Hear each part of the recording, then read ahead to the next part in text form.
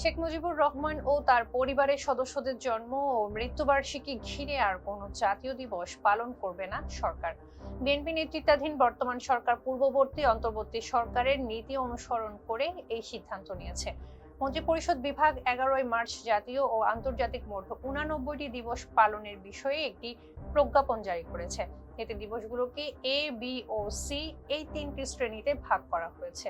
জীবন অবাক না করলে কে করবে? 28% মিল্ক ফ্যাটের অবাক করার সাথে ফ্রেশ মিল্ক পাউডার। জীবন অবাক করুক প্রতিদিন।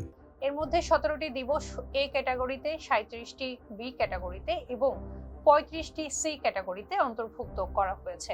প্রজ্ঞাপনে বলা হয়েছে, আওয়ামী লীগ সরকারের সময় শেখ মুজিবুর রহমান ও তার পরিবারের সদস্যদের জন্ম ও মৃত্যুবার্ষিকী উপলক্ষে যে জাতীয় দিবসগুলো চালু করা হয়েছিল সেগুলো পুনর্বহাল করা হবে না।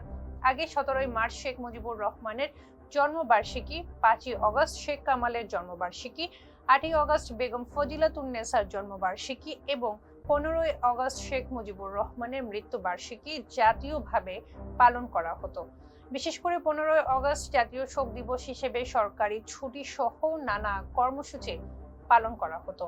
তবে নতুন প্রজ্ঞাপনে 5 আগস্ট জুলাই অভ্যুত্থান দিবস এবং 16 জুলাই জুলাই শহীদ দিবস হিসেবে পালন করার সিদ্ধান্ত বহাল রাখা হয়েছে। 5 আগস্ট আওয়ামী লীগ সরকারের পতনের দিন এবং 16 জুলাই রংপুরে আন্দোলনের সময় নিহত শিক্ষার্থী আবু সাইদের স্মরণে এই দিবস পালন করা হবে। এদিকে নতুন সিদ্ধান্ত হিসেবে লালন শাহ মৃত্যুবার্ষিকীকে এই ক্যাটাগরি দিবস হিসেবে অন্তর্ভুক্ত করা হয়েছে।